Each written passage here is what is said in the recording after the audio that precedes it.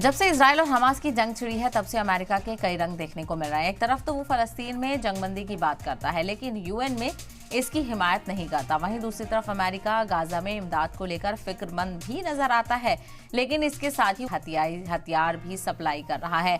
अब बाइडेन इंतजामिया एक और प्लान लेकर आए हैं जिसके तहत गाजा के साहिल पर एक तैरता हुआ पोर्ट तैयार किया जाएगा, लेकिन इससे मिलने वाली राहत को लेकर काफी सस्पेंस बरकरार है। पहले से ही भूखमरी और बीमारियों से जूझ रहे गाजा के लोगों के लिए यह कदम बहुत छोटा है और काफी देर से उठाया गया है।